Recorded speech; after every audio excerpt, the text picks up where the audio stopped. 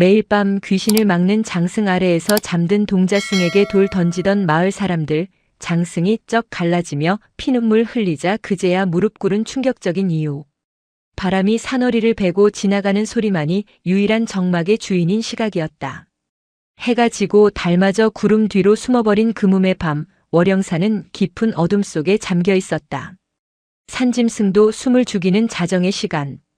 요사체의 낡은 문틈으로 희미한 인기척이 새어나왔다.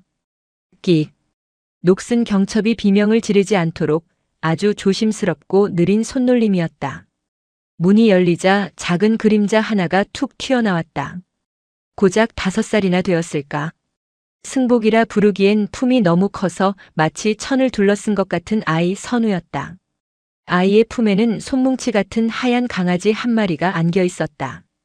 녀석도 주인의 긴장을 읽었는지 낑낑거리는 소리 한 번 내지 않고 납작 엎드려 있었다. 선우는 익숙한 듯 대돌 위에 놓인 검정 고무신을 신었다. 발이 작아 신발은 헐거웠고 밤 공기는 살을 애는 듯 차가웠다.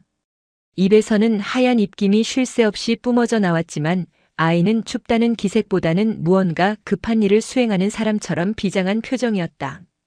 아이는 법당을 향해 합장하는 대신 절 입구 쪽으로 방향을 틀었다. 절 마당을 가로질러 일주문을 지나면 가파른 돌계단이 나오고 그 아래에는 마을과 절의 경계를 나누는 숲이 있었다. 그리고 그 숲의 초입에는 마을 사람들이 귀신 막이라 부르며 꺼리는 오래된 장승 2기가 서 있었다. 밤의 숲은 낮과는 전혀 다른 얼굴을 하고 있었다.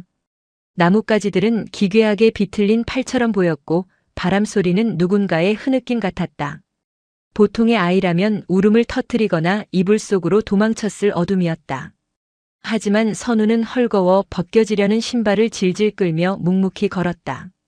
도올아, 괜찮아. 내가 있잖아. 선우가 품에 안긴 강아지 도올에게 속삭였다. 그것은 강아지를 달래는 말이기도 했고 자기 자신에게 거는 주문이기도 했다. 돌계단을 다 내려오자 흙길 옆으로 거대한 나무 기둥 2개가 위압적으로 솟아있었다.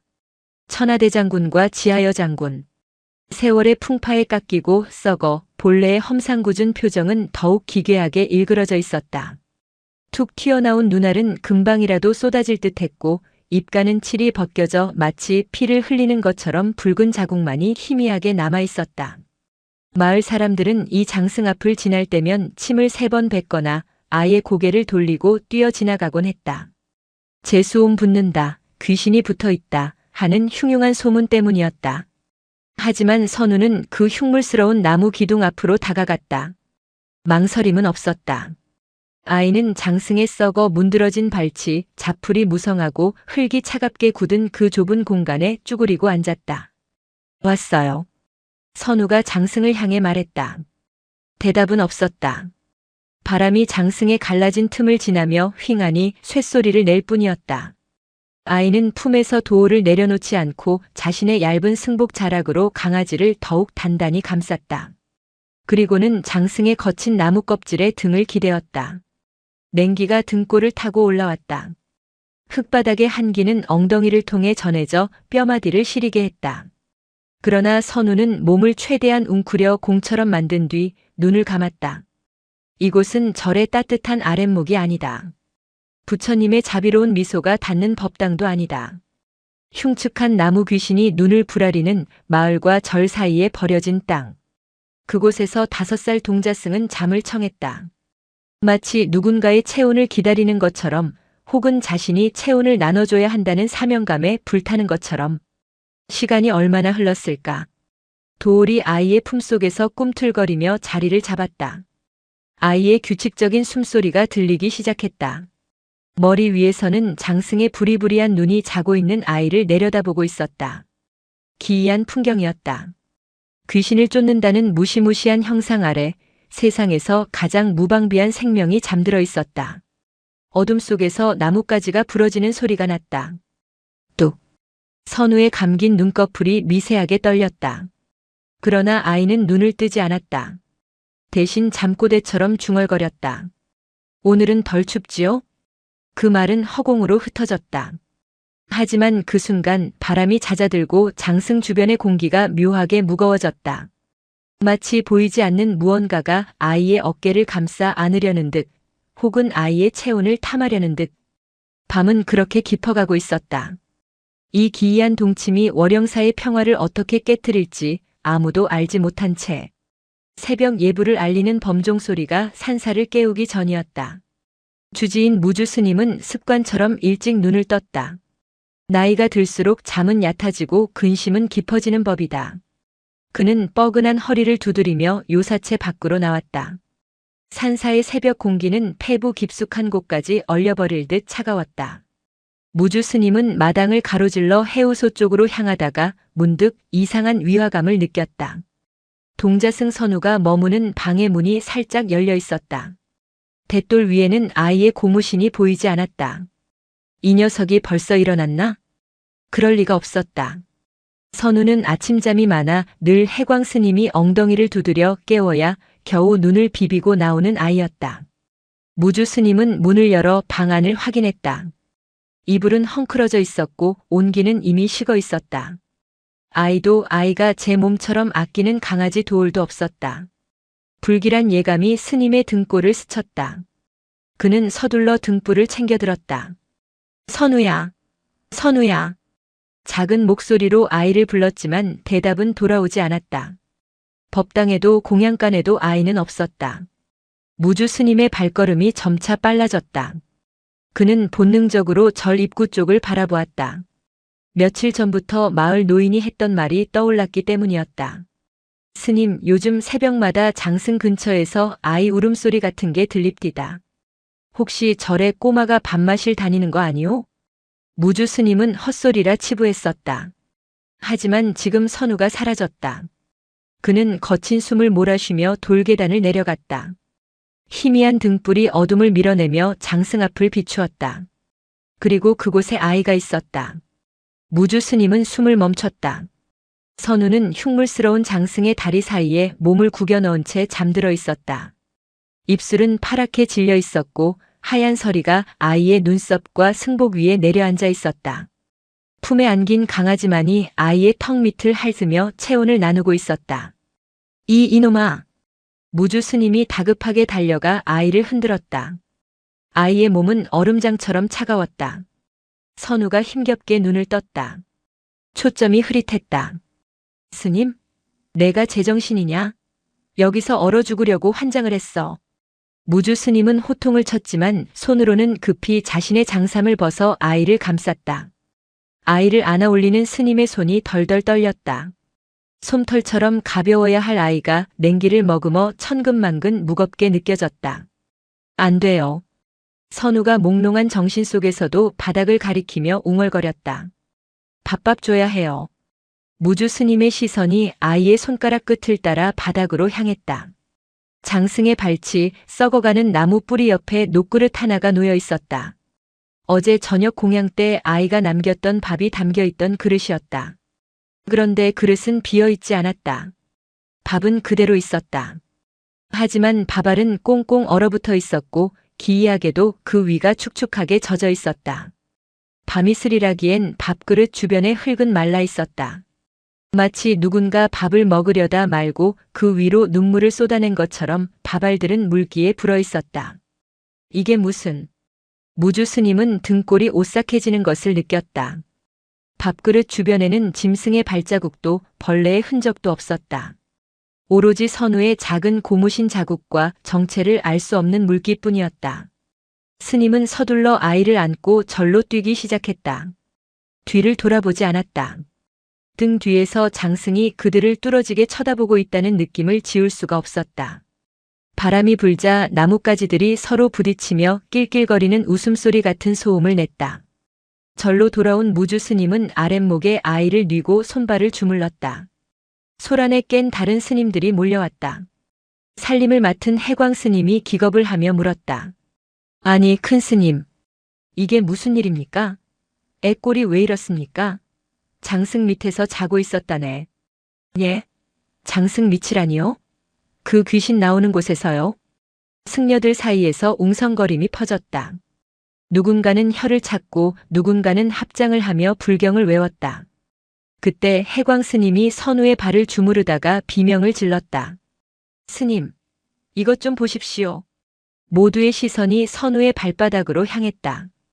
양말을 벗겨낸 아이의 발바닥은 시퍼렇게 멍이 들어 있었는데 그 모양이 기이했다. 단순히 동상에 걸린 것이 아니었다. 발바닥 한가운데에 선명하게 찍힌 자국. 그것은 마치 누군가 아주 차가운 손가락으로 아이의 발바닥을 꾹 누르고 있었던 것 같은 5개의 손가락 자국이었다. 어린아이의 손자국이 아니었다. 그렇다고 어른의 것도 아니었다. 기형적으로 길고 앙상한 손가락 자국. 방 안에는 침묵이 흘렀다. 무주 스님은 굳은 표정으로 아이의 얼굴을 바라보았다. 선우는 열이 오르기 시작했는지 끙끙 앓는 소리를 냈다. 도오라 짖지마, 그 사람 안 무서워. 아이의 잠꼬대의 승려들은 서로의 얼굴만 쳐다볼 뿐이었다. 단순한 아이의 객기가 아니었다. 월영사 및 그 오래된 장승에는 스님들도 모르는 무언가가 존재하고 있었다. 그리고 선우는 매일 밤 그 무언가와 마주하고 있었던 것이다. 무주 스님은 해광 스님에게 엄하게 일렀다. 오늘부터 밤에 보초를 세워라. 선우가 다시는 그곳에 가지 못하게 막아야 한다. 하지만 스님은 알고 있었다. 문을 잠근다고 해서 마음이 향하는 곳을 막을 수는 없다는 것을. 선우가 왜 하필 그 흉흉한 장승 아래를 택했는지 그 이유를 알아내지 못하면 이 기이한 밤마실은 끝나지 않을 것임을. 사건 이후 며칠 동안 선우는 방 밖으로 나오지 못했다. 고열이 들끓었고 헛소리를 해댔다. 약을 다려 먹이고 밤새 물수건으로 몸을 닦아주어도 차도는 더뎠다. 그 사이 마을에는 소문이 걷잡을 수 없이 퍼졌다. 월영사 동자승이 귀신에 들렸다. 장승 귀신이 아이 몸을 탐내서 밤마다 불러낸다더라. 그 장승 밑에 옛날에 억울하게 죽은 문둥이가 묻혀 있는데 그 원혼이 붙은 거다. 살을 붙이고 뼈를 깎은 소문들은 괴담이 되어 절 입구까지 밀려왔다. 신도들의 발길이 뚝 끊겼다. 공양미를 이고 오던 할머니들도 장승 앞에서 걸음을 멈추고 되돌아갔다. 사흘째 되는 날 밤 선우가 눈을 떴다. 열은 내렸지만 얼굴은 반쪽이 되어 있었다. 아이는 일어나자마자 물을 찾는 대신 방문을 향해 기어갔다. 안 된다. 문 밖을 지키고 있던 해광 스님이 단호하게 말했다. 큰 스님 명이다. 넌 한 발자국도 못 나간다. 선우는 울지 않았다. 떼를 쓰지도 않았다. 그저 퀭한 눈으로 문창오지에 비친 달빛을 바라보며 힘없이 말했다. 약속했어요. 무슨 약속? 혼자 두지 않기로. 누구를? 도오리 말이냐? 도오리는 내 옆에 잘 있지 않느냐? 해광 스님은 방구석에서 자고 있는 강아지를 가리켰다. 하지만 선우는 고개를 저었다. 아니에요. 추운 사람, 배고픈 사람. 해광 스님은 등골이 서늘해져 더 이상 묻지 못했다. 아이는 다시 자리에 누웠지만 잠들지 못하고 뜬 눈으로 천장을 응시했다. 다음 날 무주 스님은 마을로 내려갔다. 소문의 근원지를 찾아야 했고 무엇보다 장승에 얽힌 진짜 이야기를 알아야 했다. 절에 온 지 10년이 넘었지만 장승은 그저 낡은 나무 토막일 뿐이었다. 마을 사람들이 왜 그렇게까지 장승을 두려워하는지 깊이 생각해 본 적이 없었다. 마을 어귀의 주막, 촌로 몇 명이 모여 막걸리 잔을 기울이고 있었다. 개 중에는 마을에서 가장 나이가 많은 귀동 영감도 있었다. 무주 스님이 들어서자 왁자지껄하던 소리가 뚝 끊겼다. 스님 오셨소. 귀동 영감이 껄끄러운 표정으로 인사를 건넸다. 무주 스님은 합장으로 답하고는 자리에 앉았다. 어르신, 여쭐 것이 있어 왔습니다. 장승 얘기요? 영감은 이미 짐작하고 있었다는 듯 탁한 눈을 껌뻑였다. 그 장승 아래에 도대체 무엇이 있습니까? 귀동 영감은 막걸리 사발을 단숨에 들이켰다. 그리고 입가를 손등으로 쓱 닦으며 주위를 둘러보았다. 다른 노인들도 슬금슬금 눈치를 보며 자리를 피했다. 주막에는 무거운 침묵만이 남았다. 스님은 모르지. 그 절에 들어온 지 얼마 안 됐으니 10년이 넘었습니다. 10년? 그건 세월도 아니지. 저 장승이 세워진 건 40년도 더 된 일이니. 영감의 목소리가 낮게 깔렸다. 그는 마치 해서는 안 될 말을 꺼내는 사람처럼 목소리를 죽였다. 그해 겨울은 유독 추웠어. 눈이 어른 허리춤까지 쌓였지. 그때 마을에 돌림병이 돌았어. 사람들은 문을 걸어 잠갔고 외부인이 들어오는 걸 극도로 꺼렸지. 그런데 어느 날 밤 거짓골을 한 여자가 아이 하나를 업고 마을 입구에 나타난 거요. 무주 스님의 손에 힘이 들어갔다. 여자는 병에 걸린 것 같았어. 얼굴이 헐고 기침을 할 때마다 피가 섞여 나왔지. 마을 사람들은 기겁을 했어. 돌림병을 몰고 온 악귀 취급을 하며 돌을 던지고 몽둥이질을 해서 쫓아냈지. 여자는 살려달라고 아이만이라도 받아달라고 빌었지만 아무도 들어주지 않았어. 귀동 영감의 눈가가 젖어들었다. 죄책감인지 공포인지 모를 감정이 그의 얼굴을 일그러뜨렸다. 여자는 쫓겨나면서도 절쪽을 바라보았어. 부처님이라면 받아주실 거라고 생각했겠지. 하지만 눈이 너무 많이 와서 절로 올라가는 길은 막혀 있었어. 여자는 결국 마을과 절 사이 그 경계선에서 더 이상 가지 못하고 쓰러졌어. 그곳이 장승이 있는 자리입니까? 무주 스님이 물었다. 그렇소. 다음 날 아침에 가보니 여자는 아이를 품에 꼭 안은 채 얼어 죽어 있었어. 헌데 기이한 건 그 아이였어. 영감은 몸을 부르르 떨었다. 아이는 살아 있었습니까? 아니. 아이도 죽어 있었어. 헌데 죽은 아이의 눈이 마을을 쏘아보고 있었어. 그 눈빛이 얼마나 원독에 찼는지 시신을 수습하려던 장정들이 다리가 풀려 주저앉을 정도였지. 사람들은 두려웠어. 그 원혼이 마을로 내려올까봐. 그래서 시신을 그 자리에 묻고 그 위에 구슬해서 만든 장승을 박아버린 거요. 못 나오게. 영원히 못 나오게. 무주 스님은 눈을 감았다. 귀신마귀가 아니었다. 그것은 감옥이었다. 마을 사람들의 이기심과 잔인함을 덮어버린 죄의식의 봉인. 사람들은 잊으려 했어. 하지만 잊히지 않는 법이지. 비가 오는 날이면 그 밑에서 아이 우는 소리가 들린다는 말이 그래서 나온 거요. 그런데 스님네 절 동자승이 그 위에서 잔다니 이게 보통 일이 아니지 않소? 필시 그 죽은 아이 귀신이 씌운 게야. 무주 스님은 자리에서 일어났다. 가슴이 먹먹해서 숨을 쉬기가 힘들었다. 그는 귀동 영감에게 고개를 숙이고 주막을 나왔다. 해는 이미 서산으로 넘어가고 있었다. 절로 돌아가는 길 장승이 보였다. 멀리서 보는 장승은 여전히 기괴하고 험상궂었다. 하지만 이제 스님의 눈에는 다르게 보였다. 그것은 흉물이 아니었다. 차가운 눈밭에서 죽어가던 모자의 비명이었다. 그리고 선우는 그 비명을 듣고 있었던 것이다. 어른들이 공포라는 이름으로 외면하고 혐오라는 이름으로 덮어버린 그 슬픔을 5살 아이만이 마주하고 있었던 것이다. 절에 도착했을 때 마당이 소란스러웠다. 큰 스님, 선우가 없어졌습니다. 해광 스님이 사색이 되어 달려나왔다. 내가 잠시 조는 사이에 문을 따고 나갔습니다. 무주 스님은 대답할 겨를도 없이 다시 몸을 돌렸다. 갈 곳은 한 군데뿐이었다.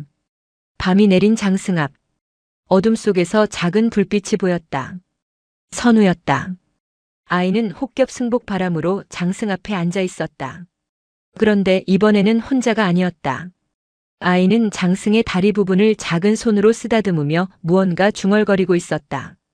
그리고 그 옆에는 며칠 전 발견했던 그 녹그릇에 다시 따뜻한 김이 모락모락 나는 밥이 담겨 있었다. 무주 스님이 다가가려던 찰나 선우가 고개를 돌려 스님을 보았다. 아이의 눈은 맑았지만 깊이를 알 수 없는 슬픔이 고여 있었다. 스님. 선우의 목소리가 밤 공기를 갈랐다. 친구가 배가 고프대요. 엄마가 안 일어나서 밥을 못 먹었대요. 무주 스님은 그 자리에 얼어붙었다. 선우의 시선은 장승이 아니라 장승 옆에 허공을 향하고 있었다. 마치 그곳에 누군가가 서 있는 것처럼. 그리고 너무 춥대요. 이불이 너무 무거워서 나갈 수가 없대요. 이불. 그것은 아이의 시신 위에 박아놓은 거대한 장승을 말하는 것이리라. 무주 스님의 눈에서 뜨거운 것이 왈칵 쏟아졌다. 우리는 무엇을 맡고 있었던가? 악귀인가 아니면 우리가 버린 양심인가? 선우는 다시 장승 쪽으로 고개를 돌리고 자신의 작은 승복 자락을 펼쳤다. 보이지 않는 존재를 덮어주려는 듯이. 내가 덮어줄게. 이제 안 춥지? 그날 밤 월영사의 밤은 그 어느 때보다 길고 시렸다. 죄 없는 아이의 자비가 죄 많은 어른들의 침묵을 비로소 깨트리기 시작한 밤이었다. 날이 밝았지만 월영사의 아침은 개운치 못했다. 밤새 내린 서리가 기와 지붕을 하얗게 덮었고 산새들도 입을 다문 채 웅크리고 있었다. 무주 스님은 뜬 눈으로 밤을 지새운 채 법당에 앉아 있었다. 목탁 소리가 끊어진 정막 속에서 스님의 머릿속은 천갈래 만갈래로 흩어졌다. 선우는 다시 요사체에 눕혀졌다. 아이는 열에 들떠 헐떡이면서도 손에서 흙 묻은 밥그릇을 놓지 않았다. 해광 스님이 억지로 빼앗으려 하자 아이는 잠결에도 소스라치게 놀라며 그릇을 품에 안았다. 그 모습이 마치 자식을 빼앗기지 않으려는 어미의 몸짓 같아 보는 이의 가슴을 저미게 했다. 오전 공양 시간이 지날 무렵 절 마당이 소란스러워졌다. 일주문 밖에서부터 웅성거리는 소리가 들리더니 이내 거친 발소리들이 경내로 밀려들었다. 귀동 영감을 앞세운 마을 장정 10여 명이었다. 그들의 손에는 낫과 괭이 그리고 굵은 소금 자루가 들려 있었다. 무주 스님이 법당 문을 열고 나섰다. 이게 무슨 소란입니까? 신성한 도량에서 무기를 들다니요. 귀동 영감이 지팡이로 바닥을 쿵 찍으며 소리쳤다. 스님, 우리가 경고하지 않았소. 기어이 사단이 났단 말이오. 사단이라니요? 어젯밤 김신의 외양간 소가 거품을 물고 쓰러졌소. 그리고 박신의 며느리는 우물가에서 헛것을 보고 기절을 했고 이게 다 저 빌어먹을 장승 귀신이 노한 탓이오. 마을 사람들의 눈에는 공포와 분노가 뒤섞여 이글거리고 있었다. 그들은 40년 전의 죄책감을 마주하는 대신 눈앞의 희생양을 찾고 있었다. 그것은 늘 그래왔듯 가장 약한 존재였다. 그 동자승 녀석 내놓으시오. 귀신 들린 놈이 매일 밤 장승을 쑤셔대니 잠자던 악귀가 깨어난 게야. 당장 놈을 쫓아내든 구술해서 눌러버리든 해야겠소. 맞소. 애초에 근본도 모르는 애를 데려다 키운 게 화근이지. 뒤에 서 있던 장정 하나가 소금 자루를 뜯어 마당에 뿌리기 시작했다. 하얀 소금이 검은 흙 위로 흩어졌다. 그것은 정화가 아니라 폭력이었다. 무주 스님의 눈썹이 꿈틀했다. 그는 합장한 손을 풀지 않은 채 계단을 내려와 그들 앞을 막아섰다. 부처님 앞입니다. 돌아가십시오. 선우는 아픈 아이입니다. 귀신이 들린 게 아니라 마음이 맑아 남의 아픔을 제 것처럼 앓는 것입니다. 아픔은 무슨? 그게 다 귀신 장난질에 속는 거요. 귀동 영감이 삿대질을 했다. 스님이 모르나 본데 우린 오늘 결판을 보러 왔소. 저 아이를 내보내지 않으면 우리가 직접 장승을 판에서 태워버릴 거요. 그 밑에 묻힌 뼈다귀까지 싹 다 태워야 마을이 조용해질 테니. 그 말에 요사체 방문이 벌컥 열렸다. 해광 스님이 뛰쳐나오려다 멈칫했다. 그 뒤로 비틀거리며 걸어나오는 작은 그림자가 있었다. 선우였다. 아이는 혹겹네의 바람으로 차가운 마루에 섰다. 열 때문에 붉게 상기된 얼굴, 터진 입술. 하지만 눈빛만은 형형하게 빛나고 있었다. 선우는 마당에 가득 찬 험상궂은 어른들을 하나하나 둘러보았다. 안 돼요. 갈라진 목소리가 마당에 울렸다. 태우면 뜨거워요. 아파요. 귀동 영감이 흠칫 놀라 뒷걸음질 쳤다. 아이의 목소리가 아니었다. 그것은 마치 오래전 눈보라 속에서 살려달라고 애원하던 여인의 목소리와 겹쳐 들렸다. 저것 봐라. 저 눈깔 좀 보라고. 저게 어디 애새끼 눈인가.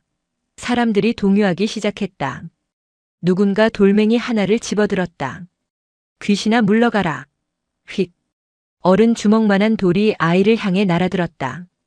선우야. 해광 스님이 몸을 날려 아이를 감싸 안았다. 퍽 하는 둔탁한 소리와 함께 해광 스님이 신음을 흘렸다. 돌은 스님의 등뼈를 정확히 강타했다. 정적이 흘렀다. 스님의 등에서 흐르는 고통이 아이에게 전해졌다. 선우의 눈에서 닭똥 같은 눈물이 툭툭 떨어졌다. 아이는 스님의 품에서 빠져나와 돌을 던진 장정을 노려보았다. 원망이 아니었다.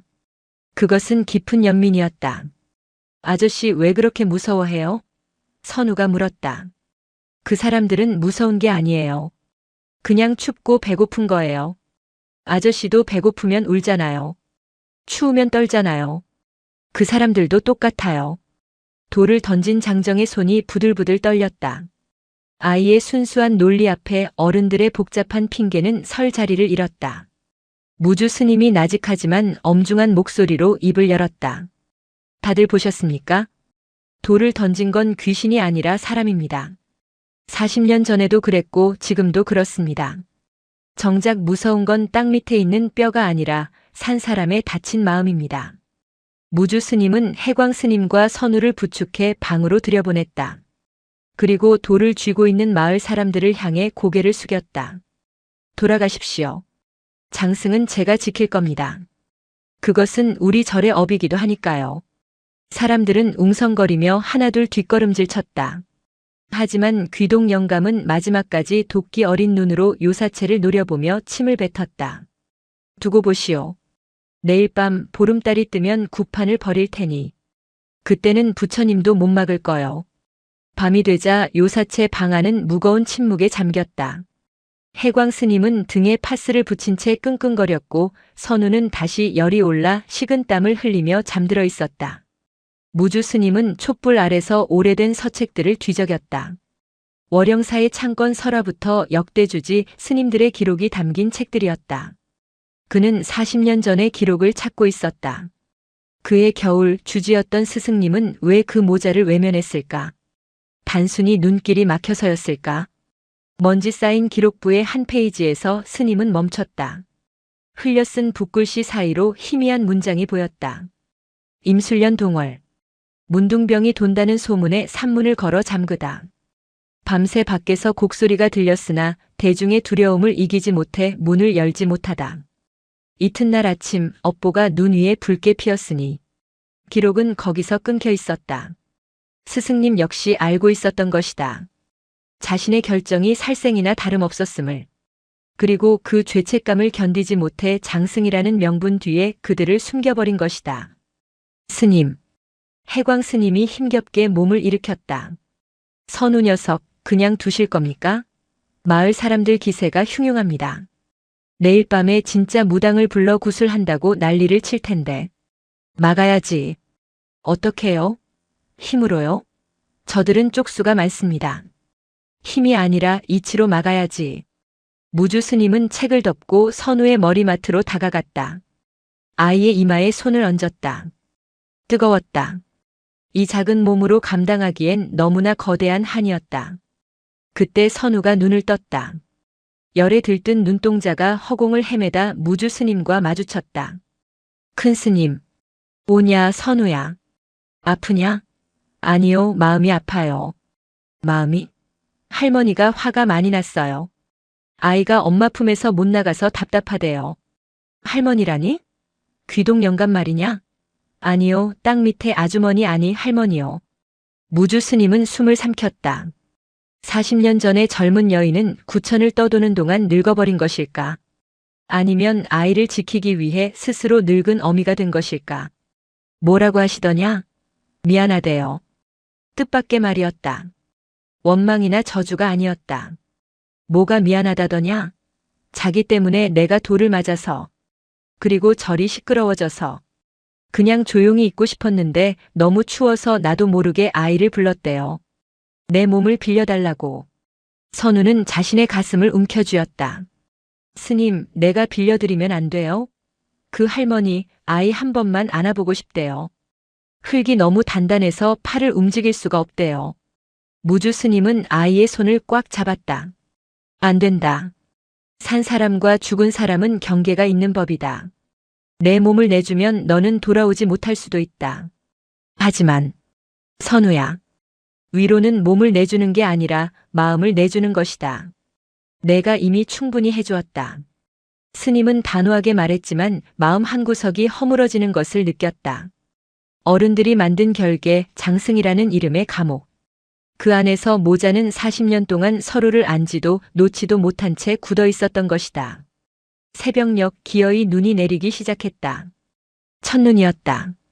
소리 없이 내리는 눈은 세상을 하얗게 지워버렸다. 절 마당도 장승 앞에 흉한 흔적들도 모두 덮였다. 하지만 눈은 곧 또 다른 고립을 의미했다. 무주 스님은 결심한 듯 자리에서 일어났다. 그는 장삼을 갖춰 입고 목탁을 챙겼다. 해광아. 예, 스님. 광에 가서 곡괭이와 삽을 꺼내오너라. 곡괭이요? 설마. 파내야겠다. 예. 지금 파내다니요? 마을 사람들이 알면 절에 불을 지를 겁니다. 그들이 오기 전에 우리가 먼저 해야 한다. 더 이상 저들을 차가운 땅 속에 나무 뿌리 밑에 가두어 둘 수는 없다. 양지로 모셔야 한다. 무주 스님의 눈빛은 흔들림이 없었다. 그것은 40년 전 선대 스님이 하지 못한 참회였고 지금 자신이 해야 할 도리였다. 동이 트기 전 무주 스님과 해광 스님은 장승 앞에 섰다. 밤새 내린 눈이 무릎까지 쌓여 있었다. 장승은 하얀 눈을 뒤집어 쓴 채 더욱 기괴한 표정으로 그들을 내려다보고 있었다. 스님 정말 괜찮겠습니까? 해광 스님이 삽을 쥔 손을 떨었다. 두려움 때문만은 아니었다. 땅을 파헤쳤을 때 마주할 참혹한 진실이 겁이 났다. 시작하자. 무주 스님이 먼저 곡괭이를 들어 장승 주변에 얼어붙은 땅을 찍었다. 깡! 금속성과 함께 불꽃이 튀었다. 땅은 돌처럼 단단했다. 겨울의 동토는 쉽게 속을 내보이지 않았다. 깡! 깡! 두 스님의 거친 숨소리와 곡괭이질 소리만이 새벽 숲을 울렸다. 한참을 파내려갔지만 장승의 뿌리는 깊고도 억셌다. 나무 뿌리가 마치 시신을 휘감고 있는 혈관처럼 얽혀 있었다. 비키세요.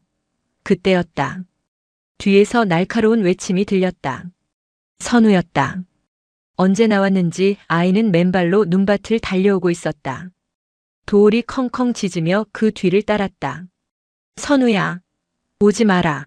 무주 스님이 소리쳤지만 선우는 멈추지 않았다. 아이는 파헤쳐진 흙구덩이 속으로 뛰어들었다. 그리고 맨손으로 흙을 파내기 시작했다. 여기 아니에요. 여기가 아니라고요. 선우는 장승의 정면이 아니라 약간 비스듬한 옆쪽을 미친 듯이 파헤쳤다. 아파요. 뿌리가 목을 조르고 있어요. 여기를 끊어야 해요. 아이의 손톱이 깨지고 손가락 끝에서 피가 배어나왔다. 하얀 눈 위로 붉은 핏방울이 뚝뚝 떨어졌다. 이놈아, 그만둬라. 손 다친다. 해광 스님이 아이를 끌어내려 했지만 선우는 괴력에 가까운 힘으로 버텼다.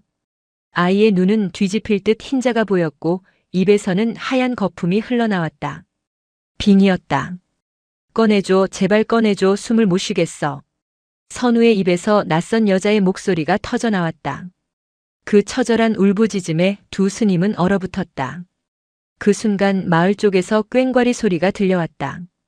징마이너스 징마이너스 갱마이너스 갱마이너스. 귀동 영감이 예고했던 대로였다. 보름달이 뜨기도 전에 눈 소식을 듣고 구패를 앞당겨 몰고 온 것이다. 횃불을 든 마을 사람들이 언덕을 넘어오고 있었다. 그들의 눈에는 광기가 서려 있었다. 저것들 봐라. 장승을 건드린다. 귀신을 풀어주려고 작정을 했구나. 막아라. 당장 막아. 사람들이 몽둥이를 들고 달려들었다. 무주 스님은 곡괭이를 놓고 아이 앞을 가로막았다. 오지 마시오. 이 아이가 구하려고 합니다. 당신들이 죽인 그 사람들을 이 아이가 살리려고 한단 말이오.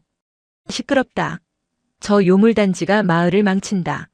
선우의 몸 위로 몽둥이가 날아들 찰나였다. 우지끈 마이너스.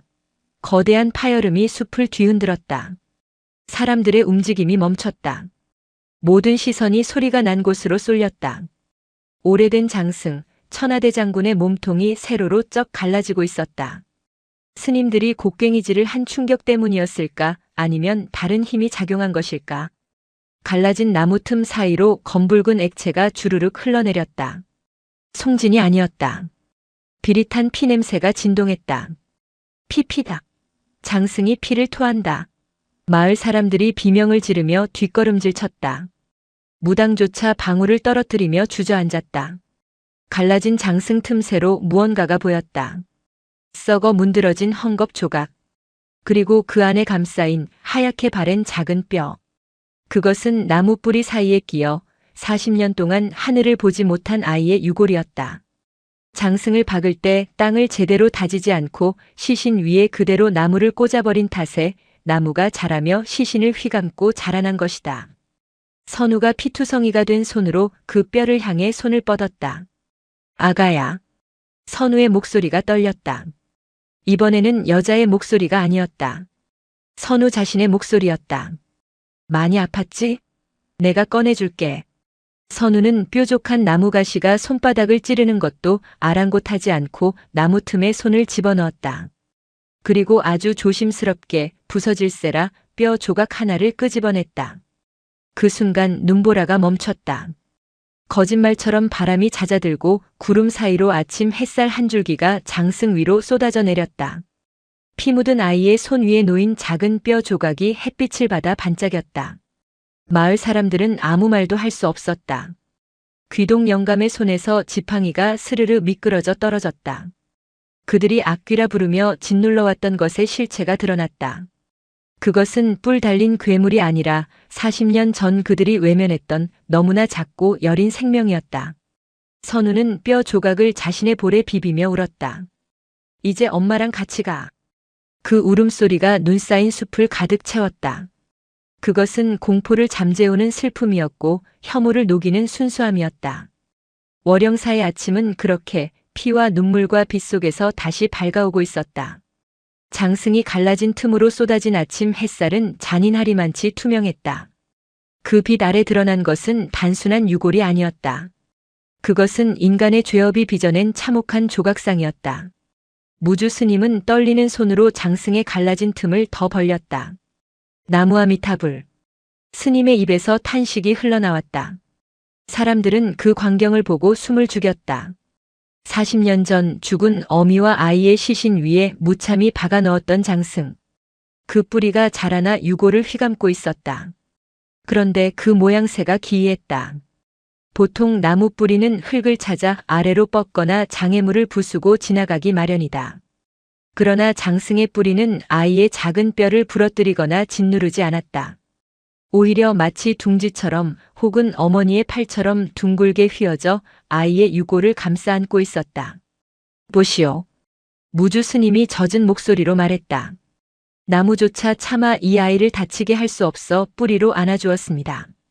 40년 동안 이 차가운 땅 속에서 아이를 지켜온 것은 우리가 세운 귀신 마귀가 아니라 이 죽은 나무의 연민이었습니다. 귀동 영감은 넋을 잃고 그 광경을 바라보았다.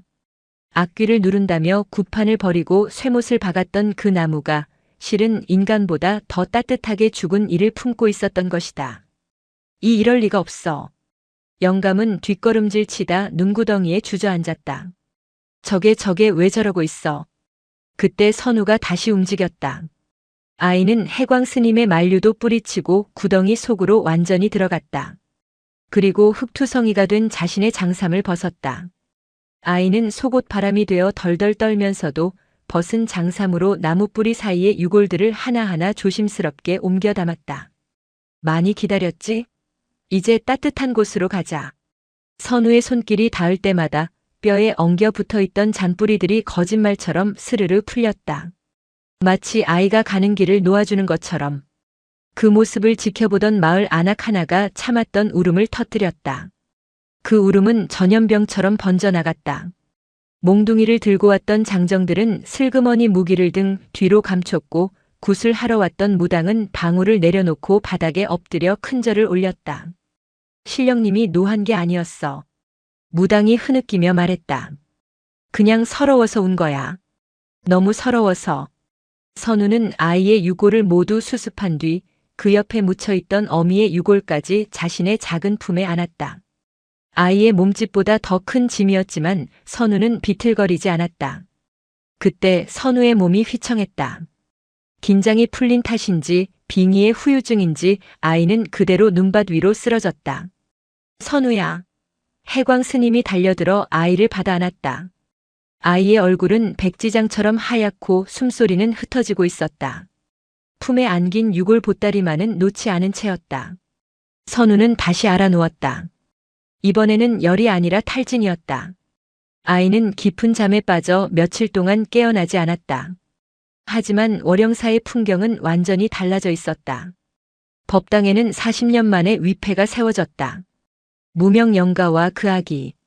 이름조차 알 수 없는 두 모자를 위한 자리였다.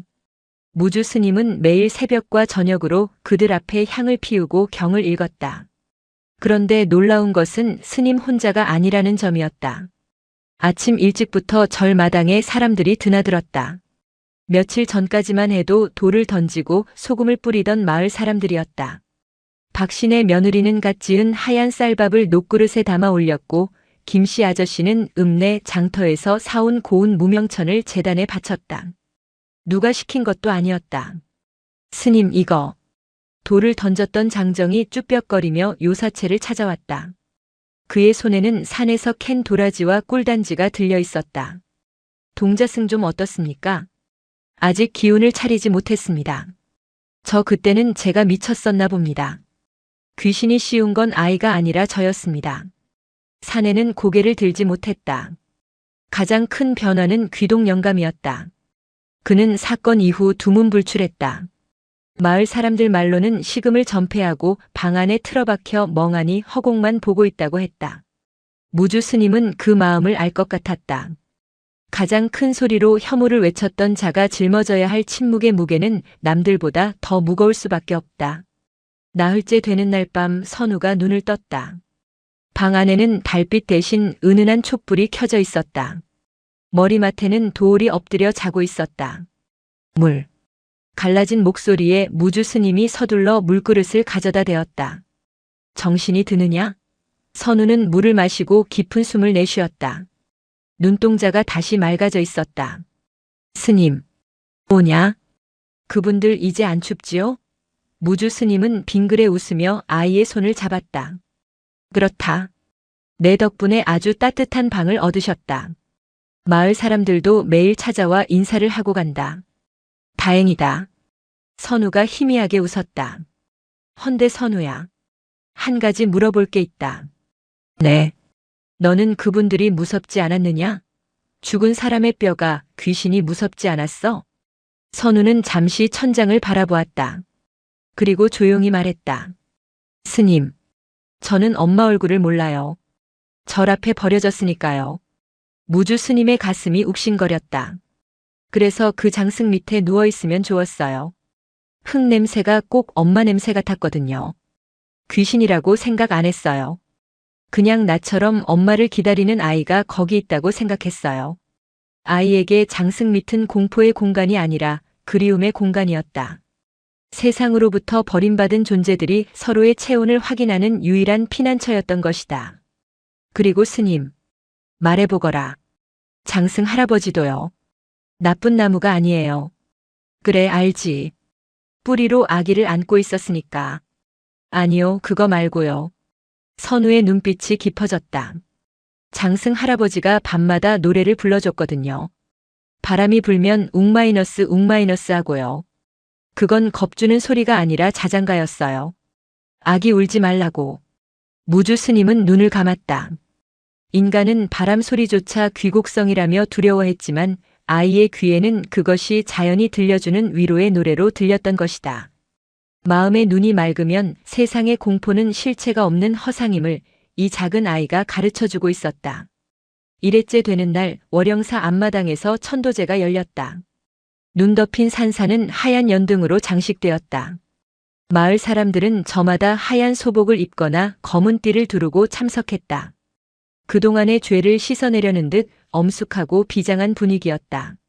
제단 한가운데에는 수습한 유골함이 놓여 있었고 그 옆에는 놀랍게도 반으로 갈라진 장승이 세워져 있었다. 무주 스님은 장승을 태우기로 결정했다. 그것은 파괴가 아니라 해방이었다. 40년 동안 감옥 노릇을 했던 나무를 태워 그 연기와 함께 영가들을 하늘로 보내주려는 의식이었다. 불을 놓겠습니다. 무주 스님의 선창에 따라 해광 스님이 횃불을 들었다. 그때 군중 뒤쪽에서 누군가 비틀거리는 걸음으로 걸어 나왔다. 귀동 영감이었다. 영감의 모습은 며칠 새 10년은 늙어 보였다. 퀭한 눈과 헝클어진 머리. 그는 떨리는 손에 무언가를 쥐고 있었다. 낡은 아기 신발이었다. 지프로 엮은 아주 작은 신발. 잠깐만 기다려 주시오. 영감이 쉰 목소리로 외쳤다. 사람들의 시선이 집중되었다. 그는 제단 앞으로 비틀비틀 걸어가더니 털썩 무릎을 꿇었다. 내가 죄인이요. 영감은 유골함을 향해 절을 했다. 한 번, 두 번 머리가 땅에 쿵쿵 찢도록 절을 했다. 이마에서 피가 흘러내려도 멈추지 않았다. 40년 전 그날 내가 제일 먼저 돌을 던졌소. 내 자식 놈이 홍역으로 죽은 지 얼마 안 돼서 억울했소. 왜 내 자식은 죽고 저 떠돌이 여자의 자식은 살아야 하나 그 못난 질투심에. 영감의 통곡이 산사에 울려 퍼졌다. 내가 죽였습니다. 눈보라 치는 날 문을 열어주지 않은 내가 살인자입니다. 그래놓고 귀신이 무섭다며 저 나무 토막으로 짓눌러 놓았습니다. 영감은 품에서 꺼낸 집신을 유골함 앞에 내려놓았다. 내 손자가 태어나면 신기려고 짰던 것이요. 가는 길에 발이라도 시리지 말라고. 무주 스님은 말없이 영감의 어깨에 손을 얹었다. 참회는 늦었지만 늦게라도 온 것이 오지 않은 것보다는 나았다. 영감의 고백은 마을 사람들 가슴속에 응어리져 있던 마지막 죄책감의 고름을 터뜨렸다. 여기저기서 훌쩍이는 소리가 들려왔다. 이제 불을 놓아라. 무주 스님이 고개를 끄덕였다. 해광 스님이 장작더미에 불을 붙였다. 기름 먹인 나무는 순식간에 화염에 휩싸였다. 장승이 타오르기 시작했다. 타닥타닥. 나무 타는 소리가 경쾌하게 들렸다. 선우는 맨 앞줄에 서서 그 불길을 바라보았다. 불길 속에서 장승의 일그러진 얼굴이 일렁였다. 기묘하게도 불에 타들어가는 장승의 표정은 더 이상 징그럽거나 무섭지 않았다. 오히려 찡그렸던 미간이 펴지고 입꼬리가 올라가는 것처럼 보였다. 고맙다. 선우의 귓가에 환청처럼 따뜻한 목소리가 스쳤다. 불꽃이 하늘로 솟구쳤다. 검은 연기가 아니라 하얀 연기가 피어올랐다. 연기는 바람을 타고 산 너머로 구름 너머로 자유롭게 흩어졌다. 그 연기 속에서 선우는 보았다. 젊은 여인이 아이를 안고 환하게 웃으며 손을 흔드는 모습을. 그리고 그 옆에 투박하지만 듬직한 나무 거인 하나가 묵묵히 그들을 지키며 함께 걸어가는 모습을. 잘 가요. 선우가 작은 손을 흔들었다. 이제 안 추울 거예요. 장승이 완전히 재가 되어 내려앉을 때까지 아무도 그 자리를 떠나지 않았다. 월영사의 겨울 하늘은 그 어느 때보다 높고 파랬다. 시간은 흐르는 물과 같아 어느덧 산사에도 봄이 찾아왔다. 얼어붙었던 계곡물이 풀려 졸졸 흐르고 앙상했던 나뭇가지에는 연두색 새순이 돋아났다. 월영사 입구 흉물스러운 장승이 서 있던 자리는 이제 텅 비어 있었다. 대신 그 자리에는 아담한 돌탑 하나와 작은 화단이 만들어졌다. 마을 사람들이 십시일반으로 돌을 나르고 꽃을 심은 것이었다. 이름 없는 들꽃들이 돌탑 주변을 환하게 밝히고 있었다. 선우는 이제 더 이상 밤에 몰래 빠져나오지 않았다. 따뜻한 요사체 방 안에서 도어를 배에 올리고 세상 모르고 골아떨어지는 잠꾸러기 동자승으로 돌아왔다. 어느 따스한 오후 무주 스님과 선우는 돌탑 앞을 찾았다. 선우는 돌탑 위에 예쁜 조약돌 하나를 올렸다. 스님, 왜 그러느냐? 그때 그 아주머니랑 아기요. 다시 태어났을까요? 글쎄다. 하지만 분명한 건 고통 없는 곳으로 가셨을 게다. 선우는 고개를 끄덕이더니 돌탑 옆에 빈 땅을 가리켰다. 여기에 나무를 심으면 어때요? 나무? 네. 장승 할아버지가 없어져서 좀 허전하잖아요. 대신 이번에는 무서운 얼굴 말고 꽃이 많이 피는 나무로요. 그늘도 만들어주고 새들도 쉬어갈 수 있게요. 무주 스님은 아이의 머리를 쓰다듬었다. 그래, 아주 좋은 생각이구나. 무슨 나무를 심고 싶으냐? 배롱나무요. 꽃이 아주 오래 핀대요. 잊어버리지 않게. 스님은 미소를 지었다. 백일홍, 100일 동안 붉게 피어 잊히지 않는 꽃. 아이는 본능적으로 기억의 힘을 알고 있었다. 그러자꾸나. 절로 돌아가는 길 선우가 도올과 함께 앞장서서 뛰어갔다. 아이의 웃음소리가 봄바람에 실려 퍼졌다. 무주 스님은 그 뒷모습을 보며 생각했다. 우리가 두려워했던 것은 귀신이 아니었다. 그것은 외면하고 싶었던 우리의 비겁한 마음이었다. 아이는 그 비겁함을 순수함으로 뚫었고 공포를 연민으로 녹였다. 장승은 사라졌지만 그 자리에 심길 배롱나무는 해마다 붉은 꽃을 피울 것이다. 더 이상 누군가를 막아서는 경계가 아니라 오가는 이를 반기는 환대의 나무로서. 선우야, 같이 가자. 무주 스님의 발걸음이 가벼워졌다. 산사의 봄은 이제야 비로소 완연했다. 월영사의 여름이 당도했다. 산사의 여름은 짙은 녹음만큼이나 무거운 습기를 머금고 왔다. 특히 올해는 장마가 유난히 길었다. 며칠째 하늘은 뚫린 듯 비를 퍼부었고 절압 계곡물은 흙탕물이 되어 굉음을 내며 흘러내렸다. 장승이 사라지고 배롱나무가 심긴 자리에도 빗줄기가 사정없이 들이쳤다. 아직 뿌리를 깊게 내리지 못한 어린 나무가 거센 비바람에 위태롭게 흔들렸다. 선우는 툇마루에 앉아 하염없이 내리는 비를 바라보고 있었다. 훌쩍 자란 돌도 그 옆에 턱을 괴고 엎드려 있었다. 스님, 비가 너무 많이 와요. 그러게나 말이다. 하늘이 무슨 할 말이 그리 많은지 쉬지도 않고 쏟아붓는구나. 무주 스님은 젖은 장작 때문에 연기가 매캐한 아궁이를 들여다보며 한숨을 쉬었다. 눅눅해진 절 살림도 걱정이었지만 산 아래 마을로 내려가는 길이 끊어질까봐 그게 더 걱정이었다. 그날 저녁 공양을 마칠 무렵이었다. 빗소리를 뚫고 희미하게 일주문 쪽에서 인기척이 느껴졌다. 계십니까? 물먹은 솜처럼 축 처진 낮고 탁한 목소리였다. 해광 스님이 서둘러 문을 열었다. 누구십니까? 어둠 속 빗줄기 사이로 삿갓을 쓴 승려 한 명이 서 있었다. 승복은 비에 젖어 검게 변해 있었고 낡은 걸망 하나를 맨 행색이 영락없는 만행 중인 떠돌이 승려였다. 지나가는 객승입니다. 비가 너무 거세어 하룻밤 쉬어갈 수 있을까 하여 들렀습니다.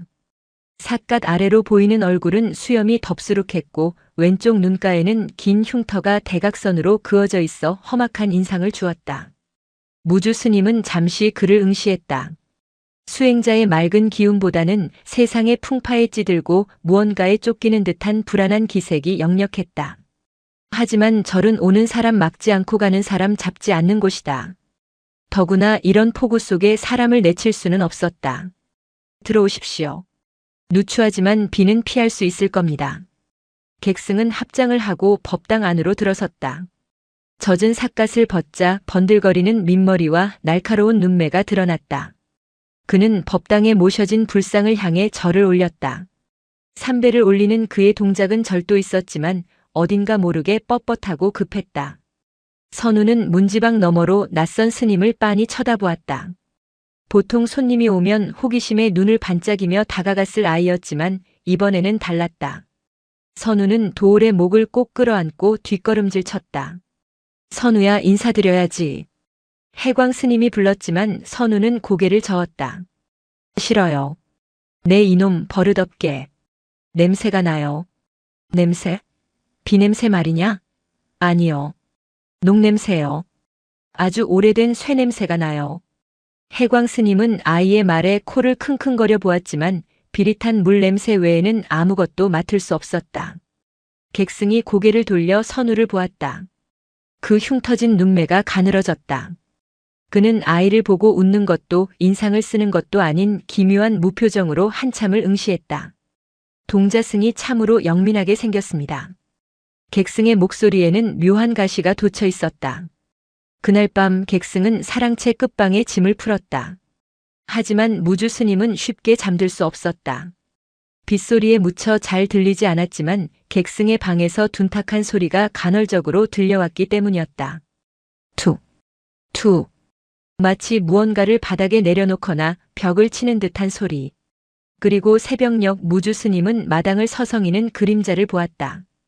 빗속을 우산도 없이 걸어다니는 객승이었다. 그는 법당 앞이 아니라 선우가 머무는 요사체 앞을 서성이고 있었다. 마치 사냥감을 탐색하는 짐승처럼. 비는 사흘 밤낮으로 그치지 않았다. 월영사는 고립된 섬처럼 변했다. 객승은 떠나지 않았다. 비가 그치면 떠나겠다며 양해를 구했지만 무주 스님은 그가 비가 그치기를 기다리는 것인지 아니면 다른 때를 기다리는 것인지 알 수 없었다. 그의 법명은 혜진이라고 했다. 이상한 일은 범종각에서 일어났다. 월영사에는 조선 중기에 주조된 중형 범종이 있었다. 아침 저녁 예불 때마다 은은하고 깊은 소리로 산자락을 울리던 종이었다. 그런데 혜진 스님이 온 다음 날부터 종소리가 이상해졌다. 덱마이너스 하고 맑게 퍼져야 할 소리가 펑마이너스 하고 막힌 소리를 냈다. 마치 종안이 꽉 차 있거나 금이 간 항아리를 두드리는 듯한 둔탁한 소리였다. 종이 왜 이러지? 습기를 먹었나? 타종을 담당하는 해광 스님이 닭목종을 치는 나무를 확인하고 종의 표면을 닦아보았지만 겉으로 보기엔 아무런 이상이 없었다. 그날 오후 선우가 사라졌다. 점심 공양 후 보이지 않던 아이는 저녁 예불 시간이 다 되어서야 발견되었다. 아이는 범종각 마루 밑 비가 들이치는 그 좁고 축축한 공간에 웅크리고 있었다. 선우야, 거기서 뭐 하는 게냐? 해광 스님이 기겁하며 아이를 끌어냈다. 아이의 옷은 흙탕물로 엉망이었고 입술은 파랗게 질려 있었다. 종이 아프대요. 선우가 떨면서 범종을 가리켰다. 종이 아파? 목에 가시가 걸린 것처럼 소리가 안 나온대요. 답답해서 숨을 못 쉬겠대요. 그때 등 뒤에서 서늘한 목소리가 들렸다. 물건에도 혼이 있다고 믿느냐? 혜진 스님이었다. 그는 언제 다가왔는지 소리 없이 그들 뒤에 서 있었다. 그의 시선은 선우가 아니라 거대한 범종의 표면에 새겨진 비천상에 꽂혀 있었다. 동자승의 귀가 참으로 밝구나. 소리가 안 나오는 걸 아픔으로 느끼다니. 혜진 스님은 천천히 다가와 종의 표면을 손바닥으로 쓸어내렸다. 그의 손에는 굳은 살이 흉하게 박여 있었다. 종은 원래 속이 비어 있어야 소리가 나는 법이지. 헌데 무언가가 꽉 차 있으면 울 수가 없는 게야. 그의 손길이 닿자 선우가 비명을 지르며 해광 스님의 등 뒤로 숨었다. 뜨거워요. 뭐가 말이냐? 저 아저씨 손 불덩이 같아요. 종을 태우려고 해요. 해광 스님과 무주 스님은 의아한 표정으로 혜진 스님을 보았다. 빗물에 젖은 그의 손은 차갑게 식어 있었다. 하지만 선우의 눈에는 그의 손바닥에서 피어오르는 검붉은 아지랑이가 보였다. 그것은 사리에 가까운 뜨거운 집착이었다. 무주 스님은 혜진 스님을 정면으로 응시하며 물었다. 스님, 혹시 종을 다룰 줄 아십니까? 혜진 스님은 묘한 미소를 지었다. 입꼬리는 올라갔지만 눈은 웃지 않는 기괴한 표정이었다. 예전에 쇠를 좀 만졌습니다. 불을 다루는 곳에서 일했지요. 그날 밤 선우는 잠꼬대를 했다. 일부에서 장승 밑에서 잘 때와는 다른 종류의 잠꼬대였다. 녹이지 마세요. 다시 만들지 마세요. 그냥 두세요. 무주 스님은 잠든 아이의 이마를 닦아주며 깊은 생각에 잠겼다. 혜진 스님이 온 뒤로 절의 기운이 뒤틀리고 있었다. 그는 단순한 객승이 아니었다. 그는 무언가를 찾으러 혹은 무언가를 부수러 온 자였다. 그리고 그 대상은 월영사의 범종, 그리고 어쩌면 선우와 연결되어 있을지도 몰랐다. 비는 나흘째 되던 날 오후에야 잦아들었다. 구름 사이로 해가 잠깐 비치자 절 마당에 흙은 질척거렸지만 공기는 한결 가벼워졌다. 무주 스님은 혜진 스님을 불렀다. 이제 비도 그쳤으니 떠나실 채비를 하셔야지요. 정중하지만 단호한 축객령이었다. 하지만 혜진 스님은 짐을 싸는 대신 걸망에서 무언가를 꺼냈다. 탁본 뭉치였다. 종이에는 여러 사찰의 종문양이나 비석의 글귀들이 먹으로 찍혀 있었다. 스님, 떠나기 전에 한 가지 확인하고 싶은 게 있습니다. 무엇입니까? 이 절의 범종 말입니다. 언제 만들어진 것입니까? 조선 중기 인조 때 만들어진 것으로 알고 있습니다. 누가 만들었는지는 기록에 없습니까? 주종장의 이름은 전해지지 않습니다. 그저 이름 없는 장인이 만들었다고만. 거짓말. 혜진 스님의 목소리가 낮게 깔렸다. 그는 탁본 한 장을 펼쳐 보였다. 거기에는 기이한 문양이 찍혀 있었다. 용이 여의주를 물고 있는 형상이 아니라 용이 자신의 꼬리를 물고 있는 형상. 이것은 사광이라는 주종장의 낙관입니다. 미친 뱀이라는 뜻이지요. 그는 쇠를 녹일 때 자신의 피를 섞어 넣는다는 소문이 돌았던 미치광이 장인이었습니다. 무주 스님은 미간을 찌푸렸다. 그게 우리 절 종과 무슨 상관입니까? 월영사의 종소리가 예사롭지 않다는 소문을 들었습니다. 맑은 날에는 청아하지만 비가 오거나 흉한 일이 있을 때는 울음을 멈춘다고 하더군요. 사광이 만든 종들의 특징입니다. 혜진 스님은 자리에서 일어나 범종각 쪽으로 시선을 돌렸다. 저는 평생 사광의 종을 찾아다녔습니다.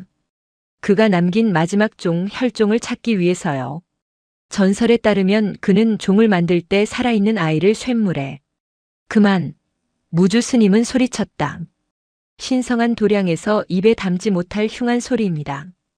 에밀레종 설화 같은 헛소문을 믿고 여기까지 오신 겁니까? 확인해보면 알겠지요.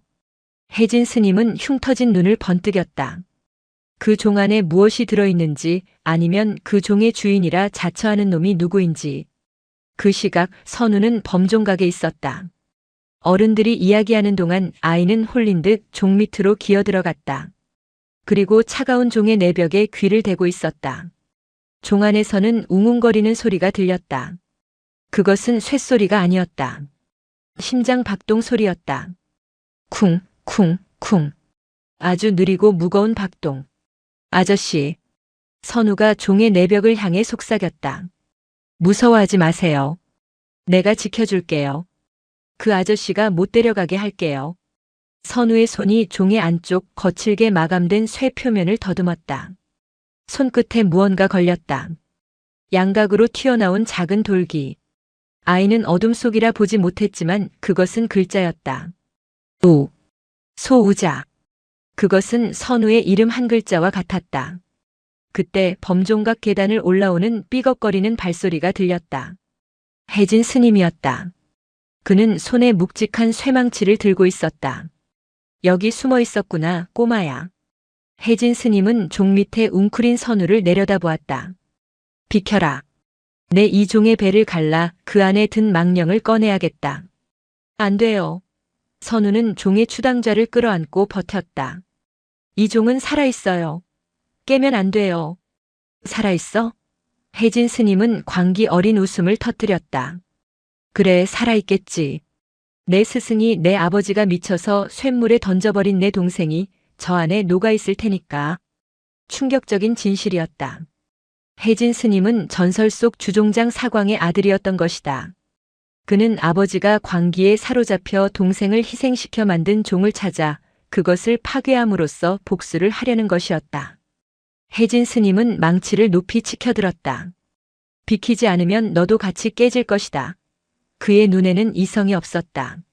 망치가 허공을 가르고 내려오는 순간 선우는 눈을 질끈 감고 종의 내벽을 온몸으로 감싸 안았다. 쾅 마이너스. 엄청난 굉음이 산사를 뒤흔들었다. 하지만 그것은 종이 깨지는 소리가 아니었다. 종이 스스로 울린 소리였다. 방목도 없이 타종도 없이. 종의 표면에서 시퍼런 빛이 뿜어져 나와 혜진 스님을 튕겨냈다. 으악! 혜진 스님은 범종각 난간 밖으로 굴러떨어졌다. 무주 스님과 해광 스님이 소리를 듣고 달려왔을 때 범종각에는 여운이 길게 남은 종소리만이 맴돌고 있었다. 그리고 그 소리는 마치 아이를 달래는 어머니의 자장가처럼 부드럽고 슬프게 바뀌어 가고 있었다. 선우는 기절한 채 종 밑에 쓰러져 있었고 종의 표면에는 전에는 보이지 않았던 붉은 녹물이 눈물처럼 흘러내리고 있었다. 혜진 스님은 다행히 목숨을 건졌다. 범종각 난간에서 떨어졌지만 비에 젖어 물러진 흙바닥과 무성한 잡풀들이 완충제 역할을 했다. 하지만 그는 정신을 차리자마자 짐승처럼 울부짖었다. 다리가 부러진 고통 때문이 아니었다.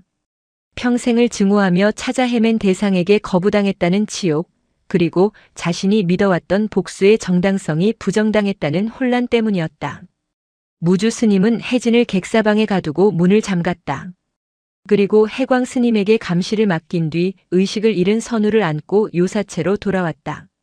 아이는 깊은 잠에 빠져 있었다. 그런데 기이하게도 아이의 몸에서 열이 나는 것이 아니라 차가운 냉기와 함께 쇠 냄새가 났다.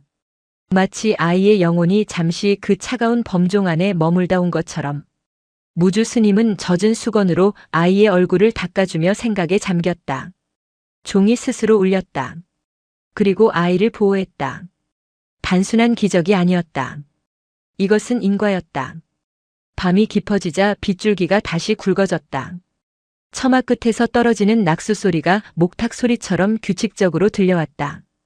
그때 끙 하고 선우가 눈을 떴다. 스님. 그래, 정신이 드느냐? 어디 아픈 곳은 없고? 선우는 고개를 가로저었다. 그리고 자신의 가슴팍을 작은 손으로 문질렀다. 여기가 쿵쿵거려요. 놀라서 그렇다. 아니요. 제 것이 아니에요. 종 안에 있는 그 아이 심장 소리예요. 무주 스님은 선우의 손을 꼭 잡았다. 혜진 스님은 그 안에 자기 동생이 녹아있다고 했다. 억울하게 죽은 원혼이라고. 너도 그렇게 느꼈느냐? 뜨겁고 아프다고 하더냐? 선우는 눈을 동그랗게 뜨고 고개를 저었다. 아니요. 하나도 안 뜨거워요. 따뜻해요. 따뜻해? 네. 엄마 뱃속처럼 아주 따뜻하고 조용해요. 그래서 나가기 싫대요. 바깥은 무서운 아저씨가 있으니까 쇠로 만든 방문을 꼭 닫고 숨어 있는 거래요. 무주 스님의 뇌리에 번개처럼 스치는 것이 있었다. 혜진 스님은 아버지가 광기에 미쳐 아이를 던져 넣었다고 믿고 있다. 하지만 선우가 느낀 진실은 달랐다. 아이는 숨어 있는 것이다. 스스로 문을 닫고 스님은 자리에서 일어나 촛불을 들었다. 확인을 해봐야겠다. 그는 서재로 가서 낡은 함을 열었다. 월영사 중창 불사 때의 기록들을 샅샅이 뒤졌다. 범종에 관한 기록은 거의 없었다. 하지만 먼지 쌓인 두루마리 하나에서 희미한 먹글씨를 발견했다. 숙종 14년. 묘한 형상의 종이 산문 앞에 버려져 있다. 종의 표면에 뱀무늬가 있어 불길하다 하여 녹이려 했으나 주지승의 꿈에 한 장인이 나타나 피눈물을 흘리며 빌기에 거두어 종각에 걸다. 버려진 종. 그리고 장인의 눈물. 무주 스님은 갇혀있는 혜진 스님을 찾아갔다. 문을 열자 어둠 속에 웅크리고 앉아있던 혜진이 핏발 선 눈으로 스님을 노려보았다. 풀어주시오. 아직 끝나지 않았소. 당신의 아버지가 정말로 동생을 죽여서 종을 만들었습니까? 무주 스님의 질문에 혜진의 표정이 일그러졌다. 직접 보지는 못했소. 나는 그때 너무 어렸으니까. 하지만 아버지는 미쳐 있었소. 어머니가 돌아가시고 나서 쇠만 두들겼지. 어느 날 갓 태어난 내 동생이 사라졌고 그날 아궁이 불길은 유난히 거셌어. 그리고 그 종이 완성된 거요. 아버지는 종을 껴안고 웃다가 울다가 결국 며칠 뒤 피를 토하고 죽었어. 이게 살생이 아니고 뭐란 말이오. 만약 당신의 기억이 틀렸다면요. 뭐라고? 아버지가 동생을 죽인 게 아니라 살리려 했던 것이라면. 혜진은 비웃음을 흘렸다. 살려? 펄펄 끓는 쇳물에 넣어서? 궤변 늘어놓지 마시오. 선우가 말했습니다. 종아는 뜨겁지 않다고. 따뜻하고 안전하다고. 혜진의 눈동자가 흔들렸다. 그 요물 같은 꼬마 말을 믿는 거요? 아이의 눈은 어른의 편견보다 정확합니다. 당신은 평생 복수심이라는 색안경을 끼고 세상을 보았지만 선우는 마음으로 소리를 듣습니다. 무주 스님은 조용히 문을 닫았다. 내일 날이 밝으면 종의 밑바닥을 다시 볼 것입니다. 이번에는 망치가 아니라 마음의 눈으로. 다음 날 비는 그치지 않았지만 바람은 더욱 거세졌다. 월영사의 모든 나무가 비명을 질렀다. 혜진 스님은 밤새 한숨도 자지 않았다. 그의 머릿속에서는 아버지의 망치 소리와 선우의 목소리가 뒤섞여 윙윙거렸다. 따뜻하다고? 거짓말이야. 그럴 리 없어. 그는 부러진 다리를 헝겊으로 단단히 동여맸다. 고통이 밀려왔지만 그 고통이 오히려 정신을 맑게 했다. 그는 품속에 숨겨두었던 것을 꺼냈다. 작은 쇠정이었다. 종을 깰 수 없다면 구멍이라도 뚫어야 했다. 그래서 그 안에 든 것이 뼈인지 숯검정인지 확인해야만 했다. 해광 스님이 아침 공양을 넣어주러 문을 여는 순간이었다. 혜진은 해광 스님의 다리를 걸어 넘어뜨리고 목에 쇠정을 겨누었다. 비켜. 이보시오 스님. 진정하시오. 그 꼬마 어디 있어? 혜진은 절뚝거리며 마당으로 나왔다. 빗속을 뚫고 그가 향한 곳은 범종각이 아니었다. 선우가 있는 요사체였다. 그는 알고 있었다. 종이 스스로 울려 자신을 거부한다면 종이 문을 열게 만들 열쇠가 필요하다는 것을. 그리고 그 열쇠는 바로 종과 교감하는 아이 선우였다. 선우는 방 안에서 도올과 놀고 있다가 문이 벌컥 열리는 소리에 깜짝 놀랐다. 혜진 스님이 비에 젖은 채 악귀 같은 형상으로 서 있었다. 나와라. 싫어요. 내가 종을 깨웠지? 그럼 다시 잠재우는 것도 너일 테다. 가서 종에게 말해라. 문을 열라고. 혜진은 선우의 손목을 낚아챘다. 도올이 으르렁거리며 혜진의 발목을 물었지만 그는 꿈쩍도 하지 않고 강아지를 발로 차버렸다. 깨갱 하는 비명과 함께 도올이 구석으로 처박혔다. 도올아. 선우가 울음을 터뜨렸다. 조용히 해. 내 동생은 울지도 못하고 녹아버렸어. 혜진은 선우를 끌고 범종각으로 향했다. 뒤늦게 소식을 들은 무주 스님이 달려왔지만 혜진은 이미 선우를 종 아래에 앉혀두고 쇠정을 아이의 목에 겨누고 있었다. 오지 마시오. 한 발자국만 더 오면 이 아이 목을 찌르고 나도 죽을 거요. 무주 스님이 빗속에 멈춰섰다.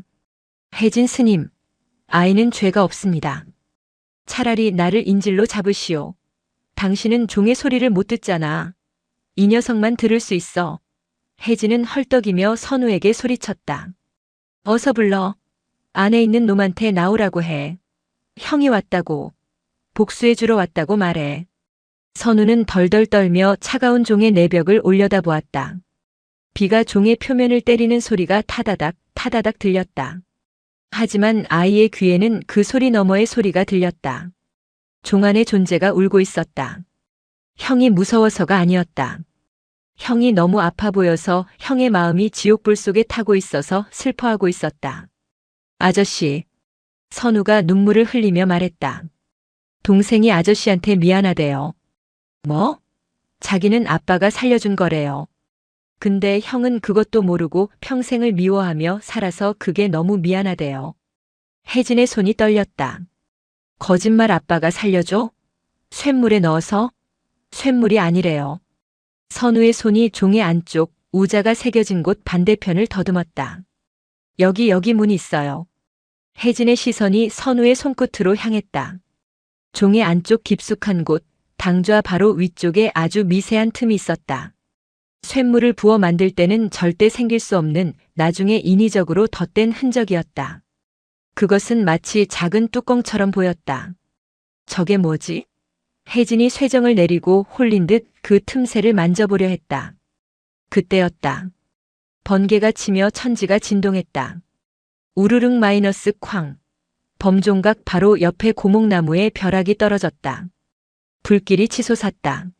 놀란 혜진이 뒤로 주춤하는 사이 무주 스님이 몸을 날려 혜진을 덮쳤다. 두 사람은 빗물 고인 바닥을 뒹굴었다. 해광아, 아이를 구해라.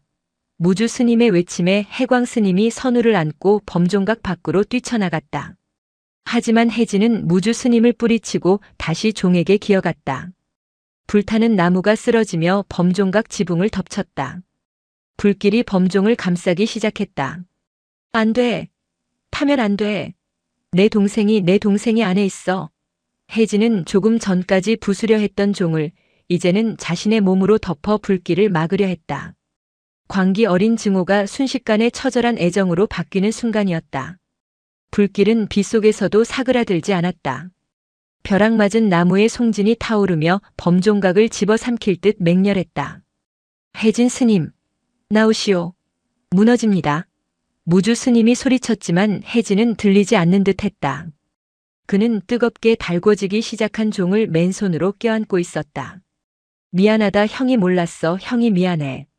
그의 손바닥 살이 타들어가는 냄새가 진동했다. 하지만 그는 종을 놓지 않았다. 40년 전 아버지가 그랬던 것처럼. 그때 기적이 일어났다. 열기를 받은 종의 표면에서 검은 그을음이 벗겨지며 숨겨져 있던 문양이 드러났다. 그것은 뱀이 아니었다. 혜진이 미친 뱀이라 믿었던 낙관의 모양. 그것은 따리를 튼 뱀이 아니라 알을 품고 있는 둥지의 형상이었다. 그리고 그 둥지 안에는 작은 새 한 마리가 날개를 접고 잠들어 있었다. 저건 혜진의 눈에서 눈물이 쏟아졌다. 아버지는 미치광이 사광이 아니었다. 아버지는 둥지 사자를 쓰는 자식을 품는 장인이었던 것이다. 과거의 기억이 주마등처럼 스쳤다. 전염병이 돌던 해였다.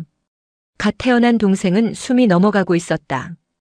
약도 의원도 구할 수 없었다.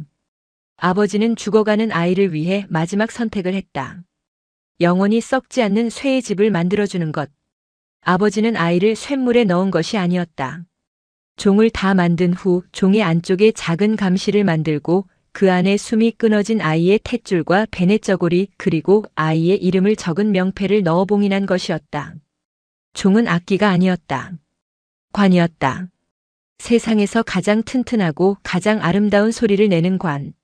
아버지는 죽은 아이가 외롭지 않도록 종이 울릴 때마다 그 소리가 아이의 영혼을 위로하고 세상과 대화하게 하려 했던 것이다. 아버지, 제가 미친놈이었습니다. 혜진은 오열했다. 범종각 기둥이 우지끈 부러지며 지붕이 내려앉으려 했다. 스님, 해광 스님이 비명을 질렀다. 그 순간 빗속을 뚫고 물줄기 같은 것이 날아들었다. 마을 사람들이었다. 연기를 보고 물통을 들고 달려온 것이다. 불 꺼라. 물 부어. 사람들이 퍼붓는 물세례에 불길이 잡히기 시작했다. 무주 스님은 그 틈을 타 혜진의 뒷덜미를 낚아채 끌어냈다. 놓으시오. 나도 같이 가겠소. 나도 저 안에 들어갈 거요. 살아야 합니다. 살아서 기억하는 것이 남은 자의 몫입니다. 무주 스님의 일갈에 혜진은 힘이 풀린 듯 바닥에 늘어졌다. 불이 꺼진 범종각은 처참했다. 하지만 종은 그 으름만 묻었을 뿐 흠집 하나 없이 온전했다. 빗물이 종의 표면을 타고 흘러내려 마치 종이 검은 눈물을 흘리는 듯 했다.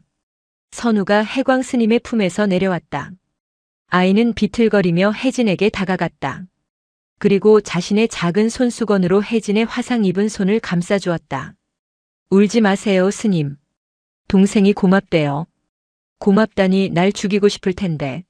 아니요. 형이 와줘서 형이 안아줘서 이제야 잠을 잘 수 있대요. 선우는 종을 가리켰다. 심장 소리가 멈췄어요. 아주 편안하게. 혜진은 고개를 들어 종을 보았다. 종은 침묵하고 있었다. 그 침묵은 더 이상 단절이 아니었다. 안식이었다. 40년 동안 형을 기다리며 쿵쿵거리던 그 작은 쇳덩이 속의 마음이 형의 뜨거운 포옹을 받고서야 비로소 성불한 것이다. 비가 그쳤다. 구름이 걷히고 보름달이 떴다. 달빛이 젖은 범종을 비추자 종의 표면이 은은하게 빛났다. 무주 스님은 방목을 잡았다. 이제 보내줍시다. 덱-. 종소리가 울려 퍼졌다. 전처럼 둔탁한 소리가 아니었다. 막힌 것이 뚫린 듯 맑고 청아하면서도 묵직한 여운이 산자락을 감싸고 돌았다. 그 소리는 마치 형아 안녕하고 속삭이는 아이의 인사처럼 들렸다. 혜진 스님은 바닥에 엎드려 젖은 흙을 움켜쥐고 소리 없이 울었다. 그의 등 위로 달빛과 종소리가 이불처럼 덮였다. 혜진 스님은 절을 떠나지 않았다. 떠날 수 없었다.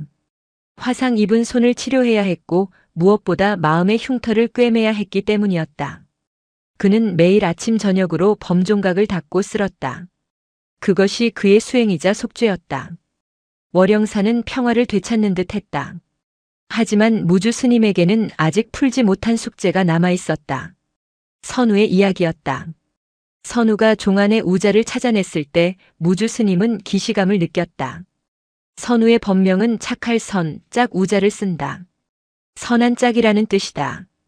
그런데 아이는 종안의 글자를 소우로 읽었다. 한자를 배우지 않은 아이가 어떻게 그 글자를 알았을까? 어느 날 오후 무주 스님은 짐을 정리하던 중 오래된 상자 하나를 발견했다. 선우를 처음 데려왔을 때 아이가 입고 있던 베네저고리와 아이를 싸고 있던 포대기를 보관해둔 상자였다. 스님은 포대기 귀퉁이에 수놓아진 희미한 글씨를 다시 들여다보았다. 선우, 신선선, 소우. 스님이 지어준 이름과는 한자가 달랐다. 무주 스님은 5년 전 그날을 떠올렸다. 눈 내리는 겨울밤 일주문 앞에 놓여있던 핏덩이. 그 아이의 품에서 발견된 쪽지에는 오직 생년월일과 선우라는 한글 이름뿐이었다. 스님은 당연히 선우라는 발음에 맞춰 좋은 뜻의 한자를 붙여주었던 것이다. 신선의 소라. 무주 스님은 고개를 갸웃거렸다. 보통 아이 이름에 짐승 우자는 잘 쓰지 않는다. 이는 필시 사연이 있는 이름이었다. 그때 요사체 마루에서 선우와 놀아주던 혜진 스님이 불쑥 말을 꺼냈다. 스님, 이 아이 눈매가 누굴 닮았는지 아십니까? 누굴 닮았습니까? 제 아버지 사광을 닮았습니다. 무주 스님의 손이 멈췄다.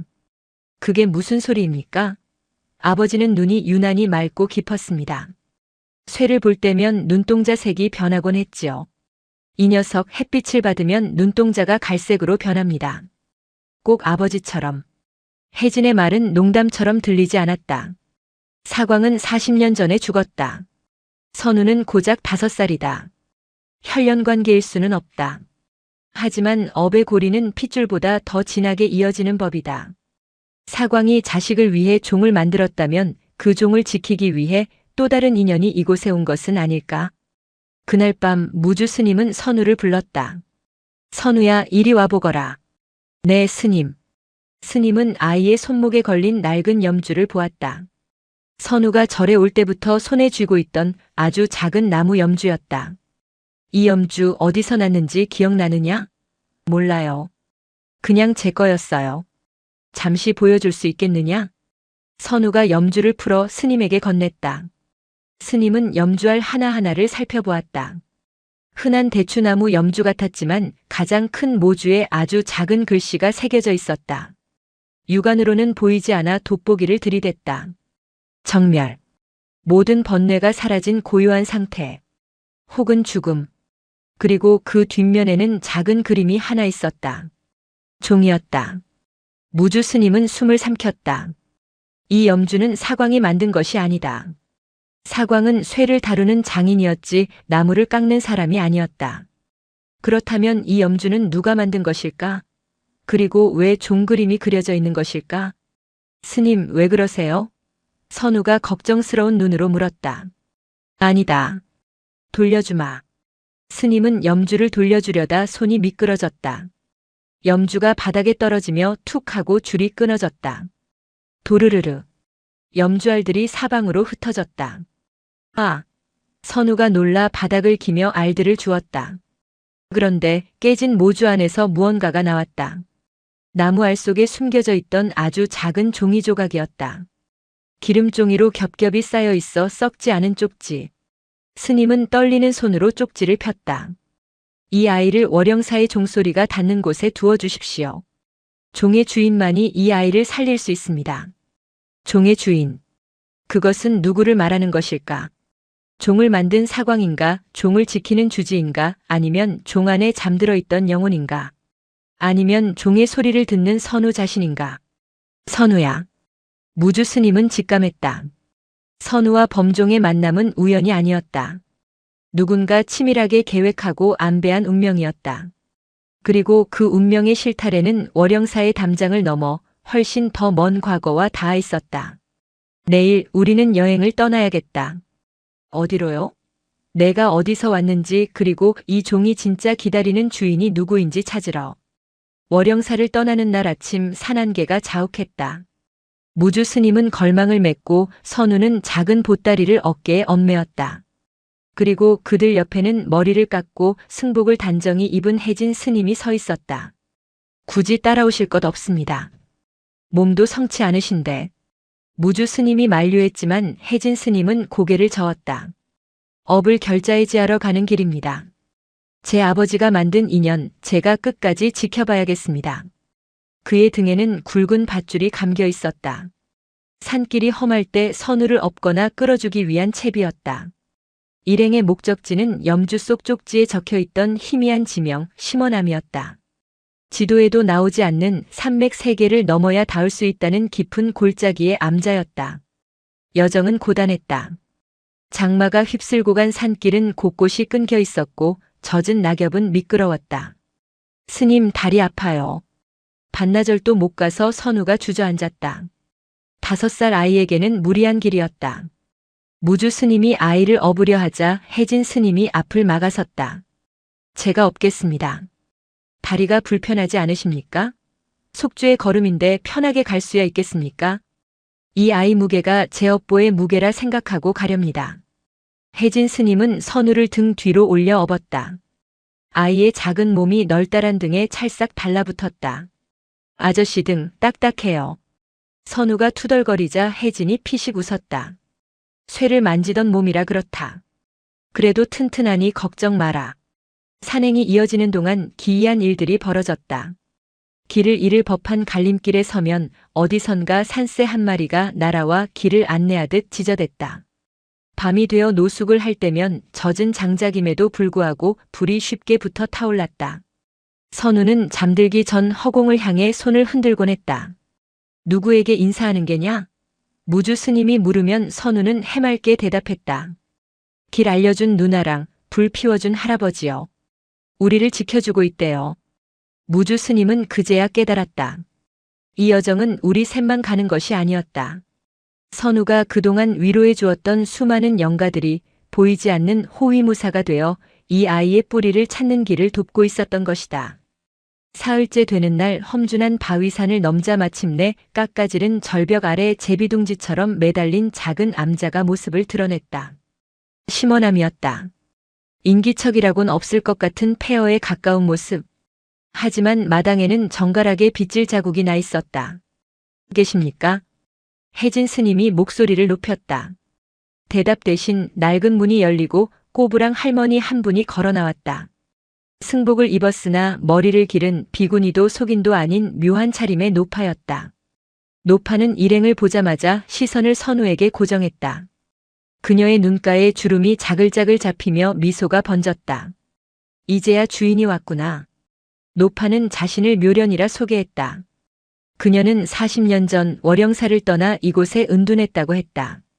방 안으로 들어서자 벽면 가득히 기이한 물건들이 걸려 있었다. 귀마개였다. 솜으로 만든 것, 나무를 깎아 만든 것, 가죽으로 만든 것 등 수십 개의 귀마개가 전시되듯 걸려 있었다. 할머니, 귀가 아프세요? 선우가 물었다. 묘련 노파는 아이의 머리를 쓰다듬었다. 아니란다. 너무 잘 들려서 탈이지. 너처럼 말이다. 무주 스님과 혜진 스님은 서로를 쳐다보았다. 그게 무슨 말씀이십니까? 노파는 차를 따르며 오래된 이야기를 꺼냈다. 이 아이의 어미는 내 딸이었다네. 충격적인 고백이었다. 우리 집안 여자들은 대대로 귀를 타고났지. 남들이 못 듣는 소리를 듣는 귀. 바람 소리에서 죽은 자의 통곡을 듣고 물소리에서 떠나간 이의 유언을 듣지. 무당이 될 팔자라고들 했으나 신이 내린 게 아니라 그저 감각이 너무 예민한 병이었어. 선우의 어머니 연화는 그 고통이 특히 심했다. 세상의 모든 소리가 비명처럼 들려 잠을 잘 수도 밥을 먹을 수도 없었다. 그녀는 미치지 않기 위해 산속으로 도망쳤고 그곳에서 인연을 맺어 아이를 낳았다. 그 아이가 선우였다. 하지만 아이를 낳고 연화는 절망했어. 갓난아기가 울지 않고 허공을 보며 방실거리는 걸 보고 알았지. 이 아이도 저주받은 귀를 물려받았다는 걸. 묘련 노파의 눈시울이 붉어졌다. 연화는 아이를 살리고 싶어 했네. 자신처럼 소리에 미쳐 죽게 하고 싶지 않았어. 그래서 백방으로 수소문했지. 세상의 모든 잡귀의 소리를 덮어줄 가장 크고 맑은 소리를 가진 종을. 혜진 스님의 손이 떨렸다. 그것이 월영사의 종입니까? 그렇네. 전설적인 장인 사광이 자기 자식을 위해 만들었다는 그 종. 그 종소리만이 이 아이의 귀에 들리는 지옥 같은 소음들을 잠재우고 평안을 줄 수 있다고 믿었지. 그래서 갓난 아이를 그 추운 겨울밤 월영사 종각 아래에 두고 온 게야. 버린 게 아니라 살리려고 맡긴 게지. 선우는 멍하니 노파의 이야기를 듣고 있었다. 엄마가 나를 버린 게 아니에요? 그럼 세상 어느 어미가 자식을 버리겠느냐. 연화는 그날 이후 이곳 심원암에서 매일 월영사 쪽을 향해 절을 올렸다. 종소리가 바람 타고 여기까지 들릴 때면 내가 무사하다고 믿으며. 무주 스님이 물었다. 그럼 연화 보살님은 지금 어디 계십니까? 노파는 말없이 벽을 가리켰다. 그곳에는 작은 위패 하나가 놓여 있었다. 작년 겨울 마음의 병이 깊어져 먼저 갔네. 죽기 전에 마지막으로 남긴 말이 있었지. 아이가 종소리를 듣고 자랐으니 이제는 세상의 소리를 겁내지 않을 것이다라고. 방 안에는 침묵이 흘렀다. 선우는 위패 앞으로 다가갔다. 그리고 일부에서 장승 밑에 밥을 놓았던 것처럼 주머니에서 아껴둔 사탕 하나를 꺼내 위패 앞에 놓았다. 엄마 나 이제 괜찮아. 종아저씨가 지켜줬어. 그리고 이 스님들이랑 도오리도 있어. 혜진 스님은 바닥에 엎드려 오열했다. 아버지의 종이 누군가에게는 유일한 구원이었음을, 자신의 가문이 만든 업이 사실은 가장 위대한 자비였음을 뼈저리게 느꼈기 때문이었다. 다시 월영사로 돌아오는 길. 발걸음은 가벼웠다. 선우는 더 이상 업어달라고 보채지 않았다. 아이는 자신의 이름 선우가 신선의 소처럼 우직하게 세상의 소리를 짊어지라는 뜻임을 알게 되었다. 절에 도착했을 때 해는 뉘엿뉘엿 지고 있었다. 저녁 예불 시간이 다가오고 있었다. 무주 스님은 혜진 스님에게 눈짓을 했다. 오늘은 스님이 종을 쳐주시겠습니까? 혜진 스님은 범종각에 올랐다. 새로 지은 범종각은 튼튼했고 그 으름을 닦아낸 종은 석양을 받아 붉게 빛났다. 혜진 스님은 닭목을 잡았다. 손의 흉터가 닭목의 거친 나무결과 맞닿았다. 그는 숨을 고르고 마음속으로 아버지와 동생, 그리고 선우의 어머니 연화에게 말을 건넸다. 들리십니까? 이 소리가 당신들에게 닿기를. 덱- 첫 번째 종소리가 울려 퍼졌다. 그 소리는 산사를 넘어 마을로, 그리고 저 멀리 심원함이 있는 계곡까지 뻗어나갔다. 마당에 서 있던 선우가 눈을 감았다. 종소리가 아이의 몸을 통과했다. 예전에는 귀를 막아야 했던 세상의 날카로운 소음들, 미움, 분노, 원망의 소리들, 이 종소리에 섞여 부드럽게 흩어졌다. 종은 더 이상 아이를 가두는 감옥이 아니었다. 세상으로 나갈 수 있게 해주는 문이었다. 스님. 선우가 눈을 뜨고 무주 스님을 보았다. 눈동자가 저녁 노을빛을 받아 호박색으로 빛났다. 왜 그러느냐? 소리가 예뻐요. 무슨 소리가? 모든 소리가요. 바람 소리도, 개미가 기어가는 소리도, 사람들 마음 소리도 다 노래처럼 들려요.